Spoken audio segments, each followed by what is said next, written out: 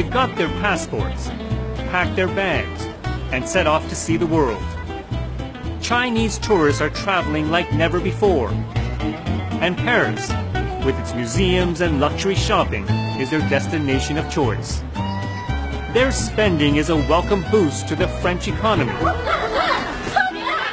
But locals complain that a clash of cultures is changing the very nature of their city. Je n'ai besoin de rien, rien qu'un bout de pain.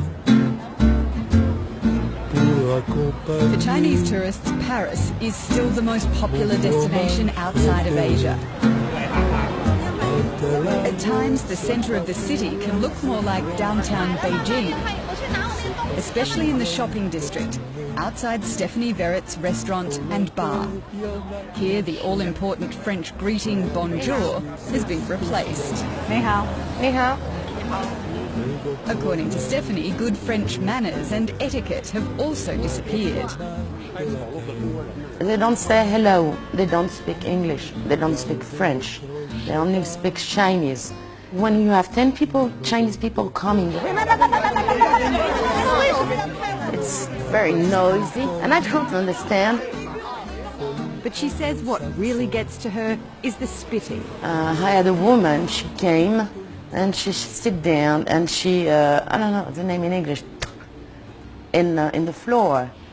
And you're like, wow. So, inside. She was just sitting. I came in with the menu and she... Stephanie has lived and worked in this street for 25 years. Rue de Provence was lined with typical Parisian shops until a Chinese restaurant opened a few years ago. Next to it, it was a bar, a really typical bar, French bar, you know, people taking coffee and croissant in the morning. Within 2 years, almost all of the owners were offered large amounts of cash by Chinese proprietors. So all of these small businesses then all sold to Chinese it was restaurants. like a little village. These days, the little village is no more. Aside from the crowds, competition between the new Chinese business owners is fierce, as our camera crew found out.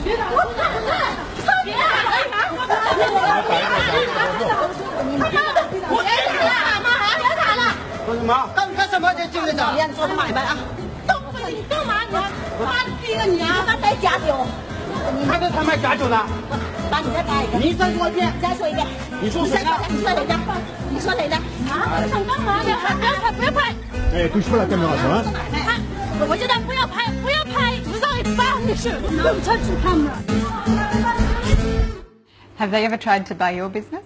Yeah, we had some proposition, yes. What happened? I refuse.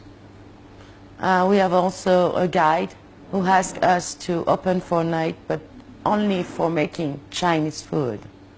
So I don't know how to do Chinese food, so I just refused. This one?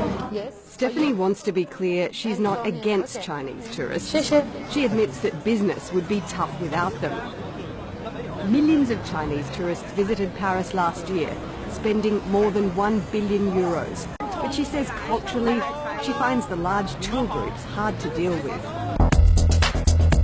The clash of cultures from inexperienced Chinese tourists has been well documented on social media around the globe. There's the man who had a bath in a Venice canal, a student who graffitied his name on an Egyptian temple, fights at the airport, fights on the plane. But is this the whole picture?